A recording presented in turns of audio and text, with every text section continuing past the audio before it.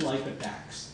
And if you know what rate of tax you have to pay, you pay it and get along, and things can work okay.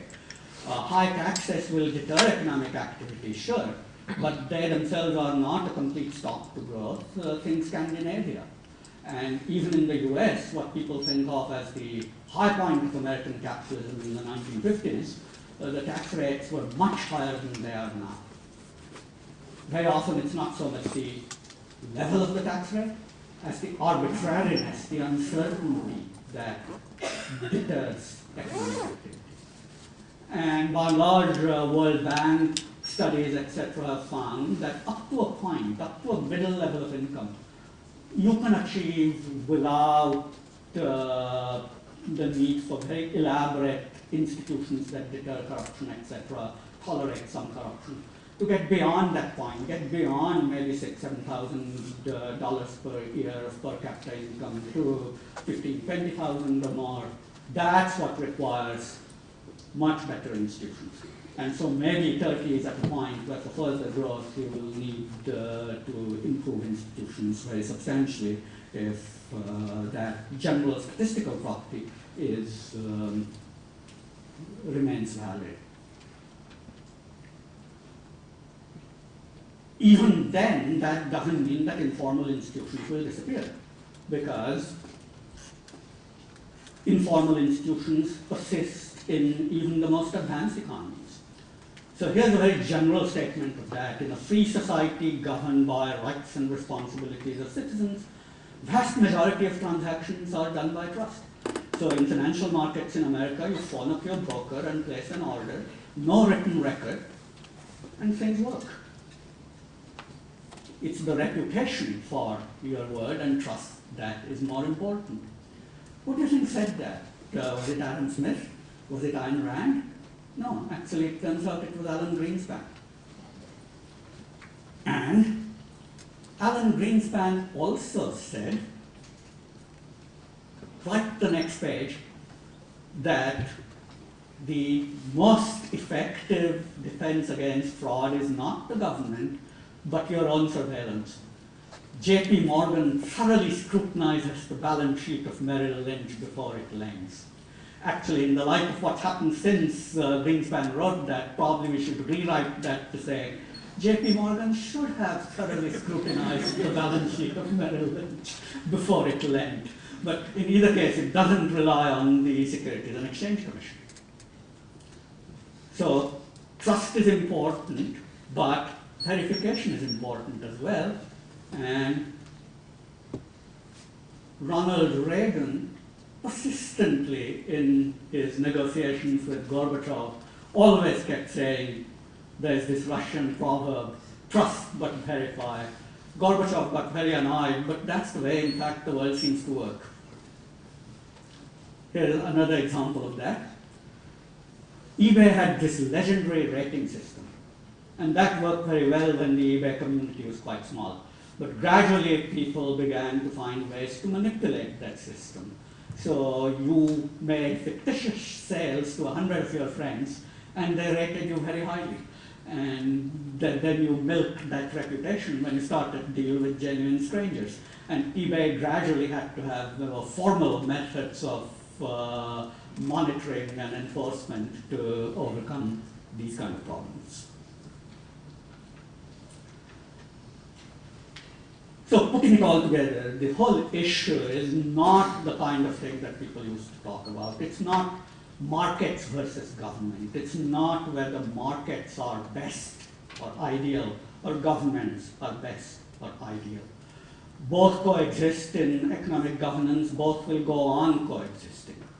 And what we need to study is how the whole interaction of governments, social institutions, markets, non-market transactions within families, associates, communities, etc. will work.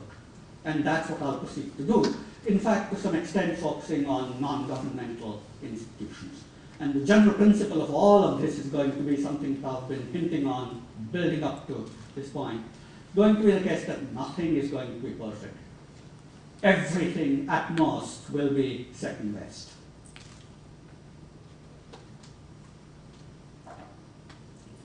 Now, I bet most of you read things written by Danny Roderick and have heard him speak, etc. He's, by the way, one of my all-time favorite graduate students from several years ago.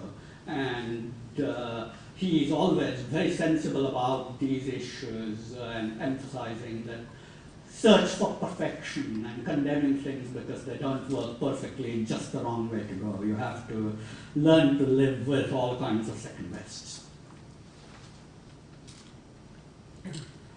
So what are the kinds of things among which we are looking for second bests? What are the formal or governmental institutions I'm talking about? And I'm going to take a very broad kind of concept definition. I'm going to include in these everything going from constitution, specific legislation, all kinds of organizations that enforce the laws, the police, the courts, regulatory agencies, licensing agencies, etc. And likewise, in the informal private institutions, I'm going to include a variety of social networks for search and information, norms that within society tell you what the right kind of behavior is and what the wrong kind of behavior is, and lay down punishments and rewards. Punishments for bad behavior, violation of norms, rewards maybe for good behavior. And also private methods of judging who's behaved well and who's behaved badly, and meting out those rewards and punishment for enforcement. This is very big.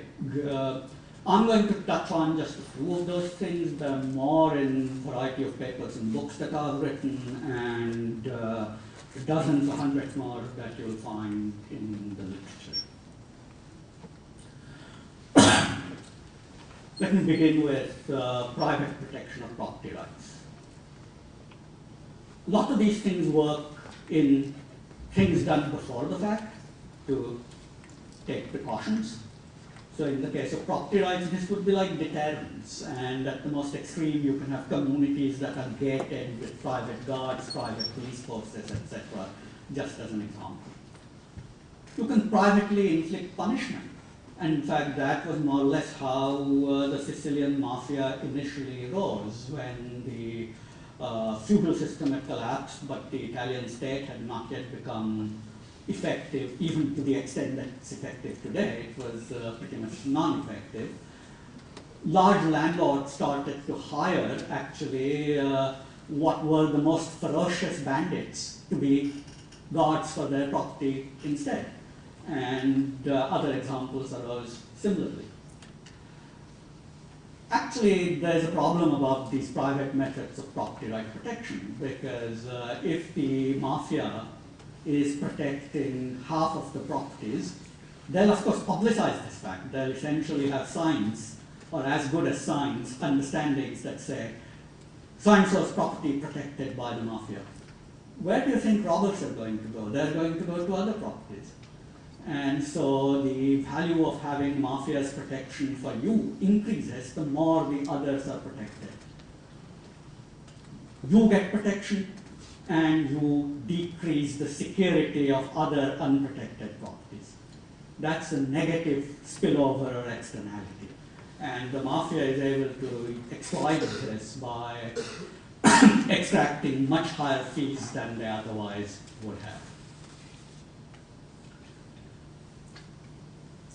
What about guarding against the government's own cheating, like expropriation or corruption or things of that kind? Greif and some co-authors have a very nice story of how guilds in medieval Europe solved this collective action problem. What they did was, the problem was that there were lots of different city-states.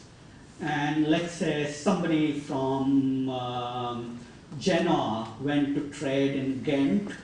The rulers at Ghent would have very little reason to protect the property of somebody from Genoa. They could confiscate things, tax him for leaving, and all that kind of thing. How do you control that? No individual could. a whole group of people could get together and say that none of us will deal with a ruler who's violated the rights of any of our members. But that's not enough, because then the rulers would have the ability to pick people off one by one. A ruler who had behaved badly and was under this kind of proscription would be able to say to some traders, look, I'm in the bad books of all these other traders, so I'm in a bad situation. I'll give you a really special deal for dealing with me in violation of that norm. So you have to have a second level punishment. It's got to be the case that the guild will punish any member who deals with a ruler who is under sanction. And the guilds had exactly this kind of system that operated quite successfully. So I'm wondering, maybe modern business associations can do a similar kind of thing. So in India, for example, where there's a lot of endemic corruption, all business people complain about it, but they say, what can I do? Maybe the whole business community can form a social anti-corruption norm, where the rule is that nobody will win a contract or a license by bribery. The important thing is it's got to get known within the community. There's got to be a good enough information channel when some particular member violates this norm, bribes, and wins a contract. And then there's got to be a rule that says nobody will deal with this guy. To fulfill that contract or to use the license, he's going to have business dealings with a whole lot of other people in the community. It's got to be the case that he's simply unable to do that, and therefore is unable to profit from having won that contract or license in the first place. Maybe this will work, maybe it won't, but this is something that's worth trying, and to my knowledge has not been tried at all, to develop a norm and an associated series of sanctions that will allow the business community as a whole to